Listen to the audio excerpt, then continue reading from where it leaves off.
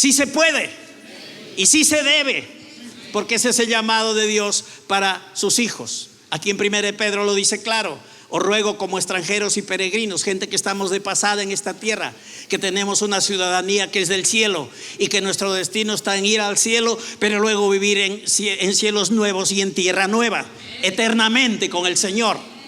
Pero ¿qué debemos hacer hoy que estamos aquí en la tierra? Es que hay que abstenernos de los deseos carnales que batallan contra el alma. ¿Y cómo sucederá esto? Pues en el verso 12 nos dice: manteniendo buena vuestra manera de vivir entre los gentiles. El darte cuenta que tú estás en este mundo, que eres un hijo de Dios, que se te conoce como hijo de Dios, eso tiene que llevarte a darte cuenta que hay que vivir de una manera diferente a los demás. Que aunque estamos en este mundo, no somos de este mundo. Y que puedes estar rodeado de 10 que son tinieblas, pero tú eres una luz para bendecir la vida de aquellos. Entonces, ¿cómo es que nosotros vamos a abstenernos de los deseos que batallan contra el alma? Considerando que hay que vivir de una manera distinta a cómo viven los gentiles, sí, en medio de ellos, pero diferente a ellos, para que ellos no murmuren como malhechores de nosotros, porque los gentiles, los que no tienen a Dios, tienen un concepto equivocado de las cosas. En el mundo a lo bueno le llaman malo y a lo malo le llaman bueno. Así es, eso es al revés, porque están en tinieblas. Entonces a los cristianos los suelen llamar a veces que estamos mal, desubicados, fanáticos, que no vamos con la modernidad, y una serie de cosas pueden hablar acerca de nosotros. Y pueden, como dice la palabra, hasta considerarnos como malhechores, gente de mal vivir. Pero esos malhechores que ellos en algún momento de su vida, si viven de la manera correcta, haciendo buenas obras, van a afectar y van a impactar la vida de estas personas. Por eso la Escritura dice y nos habla para abstenerse de deseos carnales y mantengamos buena nuestra manera de vivir entre los gentiles, para que por un momento los que nos acusan de malhechores, de no estar en línea, de no estar bien, llegue el momento en que ellos glorifiquen a Dios al considerar nuestras buenas obras. ¿Por qué un gentil va a glorificar a Dios? Porque tú vives diferente a Él y tú haces buenas obras. Entonces ellos, al ver tus buenas obras, en un punto dado de sus vidas van a glorificar a Dios.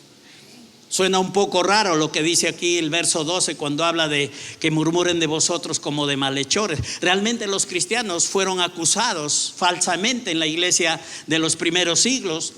Los paganos decían que, por ejemplo, al hacer la comunión, desde juntarse para tomar la comunión con el Señor y aún para compartir en coinonía, que ellos se comían la carne y bebían la sangre de un bebé, y que lo que hacían era un ritual de caníbales. Así acusaban a los cristianos cuando celebraban la cena del Señor, que eran caníbales, y que la sangre y la carne era la sangre de un bebé y la carne de un bebé que ellos habían sacrificado.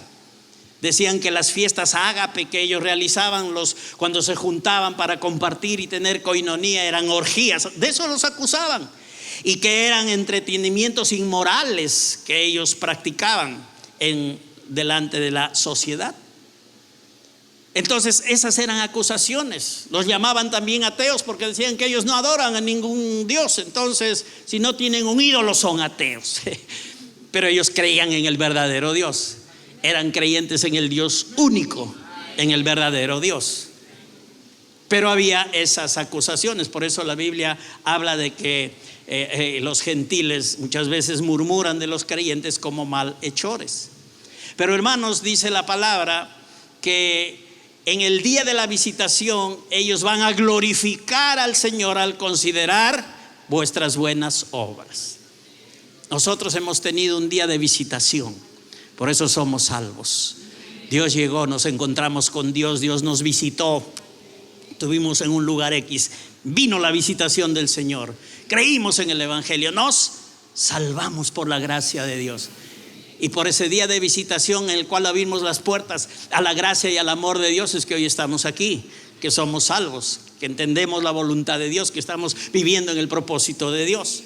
Y entonces la escritura nos dice aquí que los gentiles que nos pueden en un tiempo considerar como malhechores, va a haber un momento en que ellos van a glorificar, van a alabar, honrar y dar honor al Señor en el día de la visitación, en el día que les toque a ellos, en el día que se encuentren también con el Señor, en el día que a un malhechor mismo que ellos han considerado les predique el evangelio y se den cuenta con la obra del Espíritu redarguyéndoles y digan: ¿verdad que este no era un malhechor? Este hacía unas buenas obras y las sigue haciendo, y eso lo inspire para abrir su corazón y recibir también a Jesucristo. Aleluya. Así es que aquel que hablaba de la gente como malhechor, viendo las buenas obras, va a glorificar, va a alabar, va a honrar y va a dar honor al Señor nuestro Dios en el día que le toque aceptar la gracia del Señor. Aleluya. ¿Cuántos se gozan por el día de visitación? Gloria a Dios.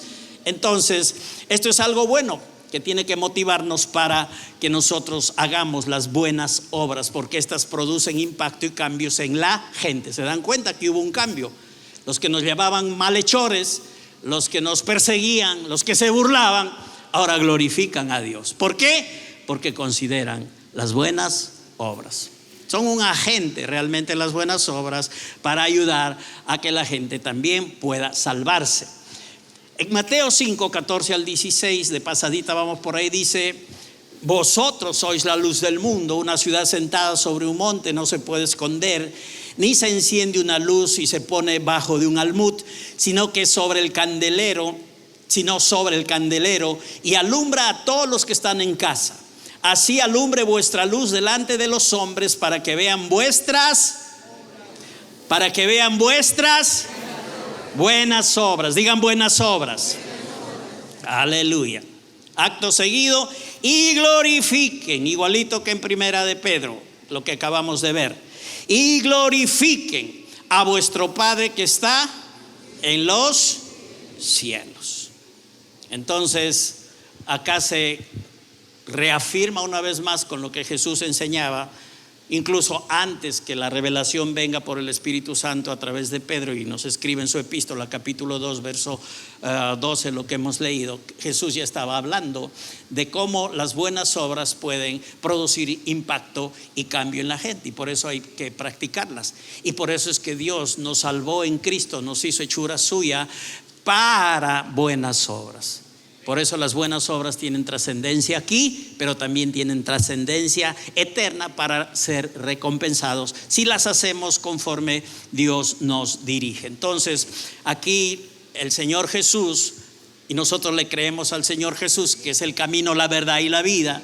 Y aquí Él está diciendo la verdad, dice: así alumbre vuestra luz. Ustedes son luz delante de los hombres. Hay tinieblas ahí afuera, pero no son tinieblas ya. No hagan lo que las tinieblas hacen. Ustedes tienen que alumbrar en medio de las tinieblas. Y entonces, cuando ustedes alumbren en medio de las tinieblas y los gentiles vean vuestras buenas obras, ellos van a alabar, van a honrar y van a dar honor también a nuestro Padre. Así es que nos vamos dando cuenta que las buenas obras no son solamente ya buenas obras para hacer, para que el Señor nos premie, sino que aquí tienen impacto para ayudar y para que las vidas de la gente sean cambiadas. ¿Están de acuerdo con la palabra de Dios? Aleluya. Digan: las buenas obras que yo pueda practicar van a impactar y van a cambiar y van a inspirar a aquellos que aún no creen en el Señor. Amén. Gloria a Dios. Ahora veamos algo aún más específico que la palabra de Dios nos muestra. Y para ello vamos a 1 Pedro capítulo 3 versos 1 y 2. Y ahora sí le toca el turno a nuestras preciosas y amadas damas, las mujeres, las esposas. Aleluya.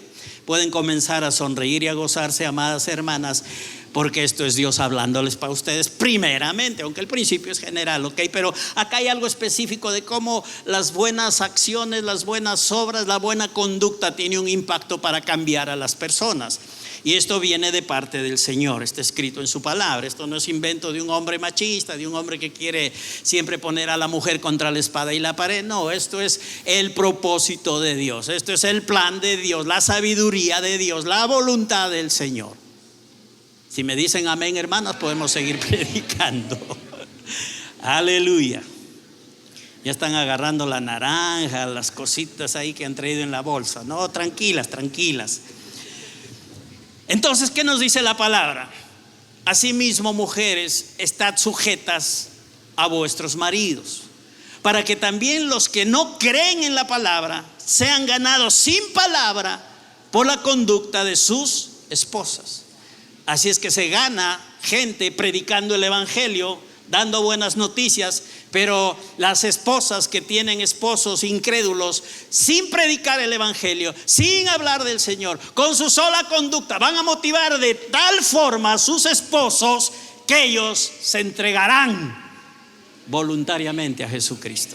Bueno, esa es la promesa de la palabra de Dios. Así es que se acabó el tiempo de estar llorando por las esquinas, reclamando, pidiendo oración y diciendo que mi esposo es así, asá, ese bandido porque me casé con él y bla, bla, bla. Se acabó. Hoy es el tiempo de la buena obra, de la buena conducta, del buen testimonio, para que ese bandido caiga rendido a los pies de Jesucristo. Bueno, eso es lo que la Escritura nos dice. Mujeres, sujétense a sus maridos, para que los que no creen, los incrédulos, los que están en abierta desobediencia, originalmente ese es el sentido de la Escritura cuando nos habla de este tipo de personas que no creen en la palabra. No solamente no creen en Dios, pero están en abierta desobediencia a la voluntad de Dios y practicando cosas que obviamente no son la voluntad de Dios. Pero Dios los ama y Dios quiere que sean ganados. Pero tienen que ser ganados por sus esposas sin palabra, por su conducta, por las buenas obras, por su accionar correcto. Porque habla en el verso número 2, considerando que esos hombres van a considerar vuestra conducta casta y respetuosa. Una conducta de sujeción, una conducta que se enmarca dentro del diseño de Dios. Porque, hermanos, Dios diseñó al hombre y lo puso en una función. Fue Dios. ¿Amén o no? Amén. Pero Dios también creó a la mujer y la diseñó de tal forma y le puso en otra función diferente a la del hombre. Entonces cada uno debe ser feliz con su función porque viene del Señor. El hombre puede decir: gracias por haberme parido macho, mamita, gracias que soy varón. Pero la mujer puede decir: gracias, papá, por haberme hecho mujer para cumplir tu propósito. Y ya, cada uno es feliz conforme a lo que Dios ha hecho de cada uno de nosotros. No tenemos que estar envidiando ni pensando: ay, ¿por qué no salí mujer? O ay, ¿por qué no salí hombre? Cada uno, hermanos, está aquí con un propósito del Señor. Aceptémoslo, disfrutémoslo y cumplamos pues el plan de Dios a través de ese propósito y de la función que Él nos ha dado como hombres y como mujeres. Entonces aquí hay algo sumamente importante, que las mujeres deben estar sujetas a sus maridos. ¿Para qué? Para que los ganen sin palabra, con buena conducta, con buenas acciones. Eso va a doblegar al corazón más duro. Tú puedes estar en contra de mí y decir: no, pastor, pero recuerda que no estoy dándote mi opinión, tan solo estoy hablando la palabra de Dios. Así es que al fin y al cabo te meterás con Dios, pues, si no te gusta, porque esta es la palabra del Señor. Mujeres, estén sujetas a vuestros maridos, para que los que no creen en la palabra sean ganados por la conducta de sus esposas, considerando vuestra conducta santa y respetuosa. Esta sumisión, amadas hermanas, no es una recompensa por el buen comportamiento del esposo. Es una función en la que Dios las ha puesto. Es un mandato para que haya orden en el hogar. Así Dios lo ha establecido. Entonces, si quieres reclamarle a Dios, bueno, inténtalo, y no sé si te vas a pasar toda la vida reclamando a Dios. Pero esto es parte de la sabiduría de Dios. Él nos creó, Él nos diseñó, Él nos hizo hombre y mujer, y a cada uno le dio su función. Y a las mujeres le dice que se sujeten a vuestros esposos, sin pensar que este es un premio al buen comportamiento, sino pensando que es un mandato de Dios para el orden en el hogar. Es relevante realmente para la mujer casada en el primer siglo oír esta enseñanza, porque cuando las mujeres se convertían en aquel tiempo se preguntaban esencialmente tres cosas: bueno, ya soy de Cristo, ya amo al Señor, entonces tendré que dejar a mi esposo. O sea, esto se sabe por fuentes de que hay escritos de cómo las mujeres se comportaban en ese tiempo, cosas históricas que permanecen, y entonces por eso se sabe que las mujeres casadas del primer siglo o de los primeros siglos siempre estaban pensando: hoy ya soy de Cristo, entonces ¿debería dejar a mi esposo? Otra pregunta que se hacían es: ¿debería de cambiar mi comportamiento hacia mi esposo?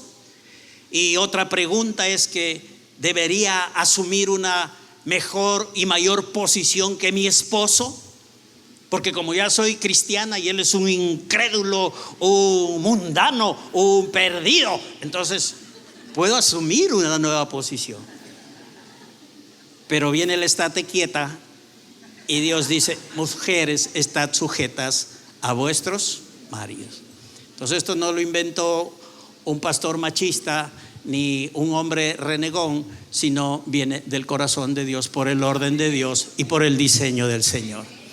Entonces, hermanitas, si dicen amén, me animarán para seguir predicando. Algunas dirán: mejor me callo para que el pastor se calle también. Bueno, Pedro entonces responde a las interrogantes de estas hermanas. Ahora recuerden, hijas de Dios, cuya sujeción va a ser usada por Dios para ganar a sus maridos, para Cristo.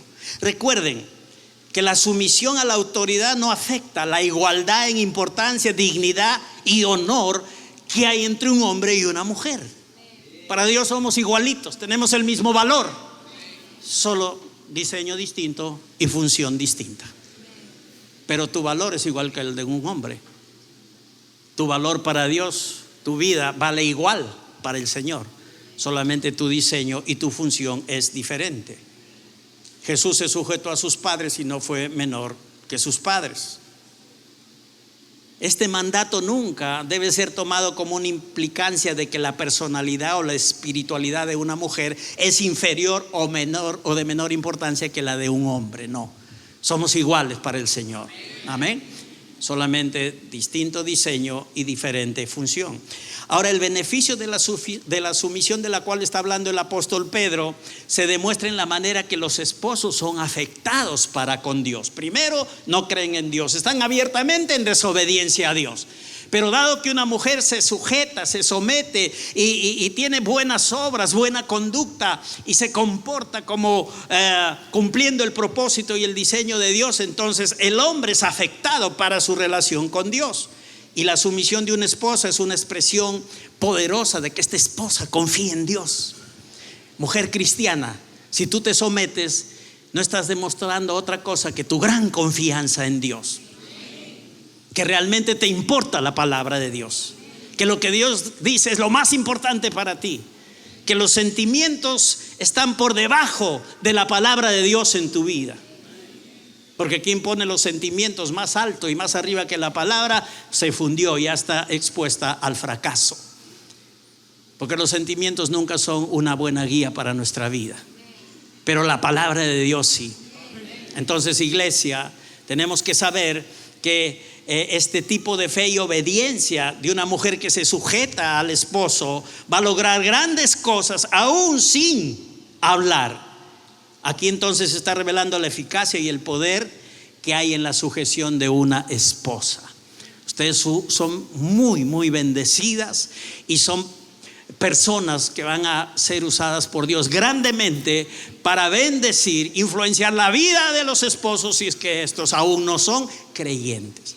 Y si son creyentes ya, ser la ayuda idónea que va como anillo al dedo dentro de la voluntad de Dios para ayudar a sus esposos. Entonces hay gran bendición en este hecho de someterse, porque sencillamente se está siguiendo el propósito de Dios. Esto queda muy lejos pues de todo lo que el mundo proclama, de todos los movimientos feministas, de todo que a veces en la iglesia se ha colado y ha afectado al cerebro de algunas hermanas, pero que gracias a Dios tenemos la palabra para enrumbarnos en la verdad de Dios. Sí, porque las cosas del mundo se suelen colar y también a los hombres nos suelen afectar. Pero hombres y mujeres tenemos la palabra de Dios. Aleluya. Entonces vamos a caminar a la luz de ella. Si una esposa quiere amoldar a su esposo guiándolo a Jesús por palabras, entonces cuando esto sucede es difícil, detienen el plan de Dios. A veces complican las cosas, porque las palabras que hablen no serán las adecuadas.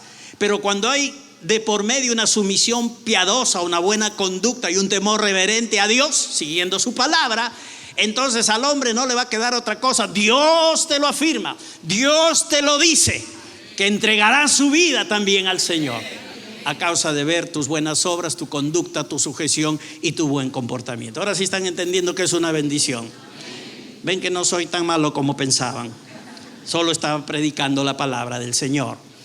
Entonces la buena obra, finalmente, en este aspecto y respecto a este versículo, la buena obra está implicada en el hecho de que con la sujeción, la buena conducta y el respeto también se predica y se gana gente para Cristo.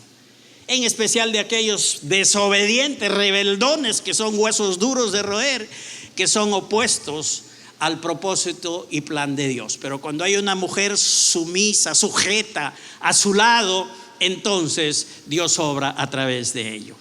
Dios va a salvar a su esposo. Ahora se entiende que la esposa ama al esposo y quiere que se salve. No quiere que el Señor se lo lleve, quiere que se salve. Entonces decide seguir la dirección del Señor. Yo escuché el testimonio que es muy impresionante de una mujer sometida, que es muy, muy hermoso. Hubo un hombre de Dios famosísimo, Smith Wigglesworth se llamó, que él nació en el 1859 por ahí y se murió como en 1947, tenía 88 años por ahí. Y él, bueno, desde niño había familiarizado su vida con el evangelio, asistiendo a la metodista wesleyana, pero en un tiempo de su vida él se dio vacaciones, como que se apartó de Dios. Y su esposa, cuando ella se casó, su esposa era muy ferviente del Señor, seguidora, servidora, hablaba mucho del Señor. Y ella era una mujer que había entendido este pasaje de 1 de Pedro que hemos leído, que en la sujeción hay gran bendición para quebrantar el corazón de los esposos. Así es que este Smith Wigglesworth, que ya conocía a Dios, pero que estaba en el desierto en tiempo de sequedad espiritual, entonces andaba molesto. Y él le dijo un día: ¿sabes qué? No quiero que vayas al culto. Y ella dijo: bueno, yo, amor, te atiendo a ti con todo, tú eres muy importante para mí, yo te amo, cuchicuchi, le daba su besito y todo. Pero este Smith estaba molesto y le dijo sencillamente, porque estaba en la carne: no quiero que vayas a la iglesia. Y esta mujer le dijo: lo siento, mi amor, lo siento, mi amor, pero voy a ir, ya te atendí, ya te bendije, ya te cuidé, ahora me toca ir. Si te vas, no vuelves a esta casa, ya sabes. Estaba carnalote el varón, muy carnal. Si te vas, no vas a volver a entrar. Chao, mi amor, voy a servir a mi Dios, voy a alabar a mi Dios, voy a cantar a mi Dios. Y la mujer se fue a su reunión. Y este Smith, como buen varón carnal digo, porque los que están en la carne así hacen las cosas bien hechas y cumplen su palabra. ¿Qué hizo? Trancó la puerta y regresó la esposa y no pudo entrar. Era invierno, Inglaterra, bajo cero, nieve cayendo, la mujer afuera. Y Smith pues habría pensado que ya su mujercita se fue de su familia, de una hermanita, ahí en la casa, pero no, la mujer se quedó ahí. Y estuvo soportando la inclemencia del frío toda la noche. El renegón se levanta temprano, abre la puerta y su bella dama ahí. Y la bella dama no andaba con un palo, no había traído guardaespaldas para ajustarle el pescuezo a su esposo. Le sonrió. Buenos días, mi amor. ¿Qué les parece eso? ¿Qué quieres que te prepare de desayuno? Era bien espiritual ella. El hombre recontra carnal, la mujer muy espiritual. Bendición para ese hombre. Pero es que estaba andando en las buenas obras, no estaba pagando mal por mal. Entonces se metió y le preparó el mejor desayuno a su esposo. Producto de esto, este hombre fue quebrantado, cayó de rodillas, lloró y lloró y lloró, pidió perdón a Dios, pidió perdón a la esposa y comenzó a servir a Dios y se convirtió en el gran hombre de Dios que fue, en un ministerio de alcance mundial, de muchos milagros, de muchas sanidades, de muchas maravillas. Smith Wigglesworth, un hombre de Dios que en su ministerio tuvo como 16 resurrecciones. Una de ellas fue la de su esposa, porque este hombre, una vez que se metió de lleno en el evangelio y en servir a Dios, la unción y el poder de Dios fluía de tal manera que él amaba ya mucho a su esposa y no quería que se muera. Y cuando su esposa se murió, él la volvió a la vida, reprendió al espíritu de muerte, y la esposa, que estaba bien chévere ya, se levantó y le gritó y le dijo: no lo hagas, déjame, que el Señor quiere que me vaya con él. Sorry, vete. Pero así, este hombre de Dios con un tremendo ministerio llamado el apóstol de la fe, de quien tenemos muy buenas enseñanzas. Pero qué bendición, una esposa que actuaba con buenas obras, que no pagaba mal por mal, que lo bendijo de tal manera que este hombre pudo entrar a la plenitud de su llamado con el Señor. Amén.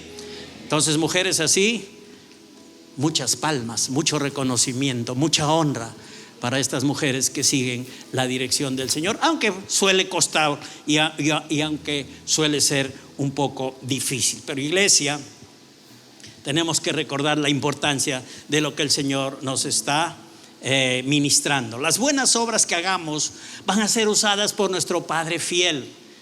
Nuestro Dios va a usar como canales estas buenas obras para bendecir a la gente, para que la gente se salve. No hay que perder de vista esto, iglesia. Hay que considerar que la salvación es el más grande y precioso regalo de Dios para la gente. Y Dios, a través de las buenas obras, va a tener un canal disponible para motivar, inspirar y atraer a los hombres, a las personas, para que puedan recibir a Jesucristo, se salven y tengan la vida eterna. Esto es importante. El Señor Jesús entonces habló de las buenas obras que tenemos que practicar para que por ellas los hombres glorifiquen a Dios.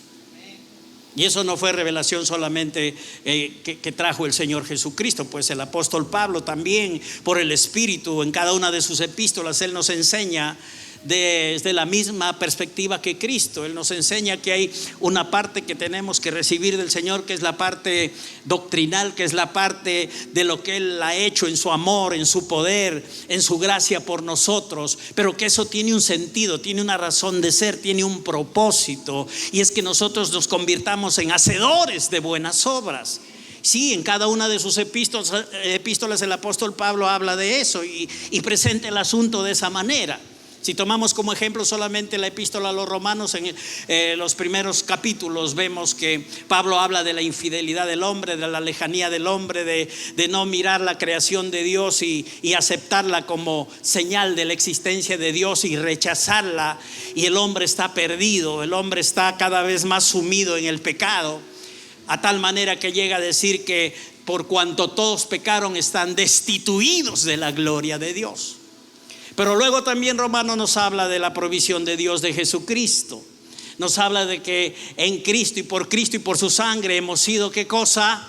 Justificados, perdonados. Él ha sido la propiciación por nuestros pecados. Y en Cristo Jesús está nuestra salvación.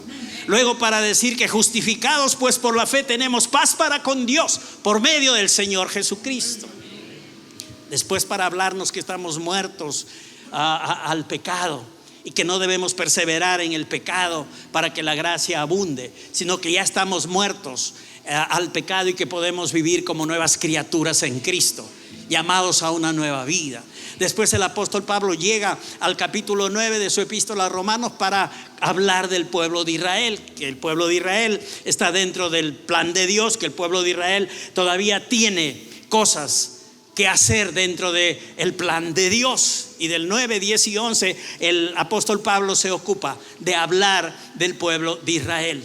Habla del remanente de Israel y del plan que Dios tiene aún con ese pueblo. Pero del capítulo 12 en adelante habla otra vez de conducta, de comportamiento, de buenas obras. Estas buenas obras están inmersas en nuestra conducta, en nuestro comportamiento.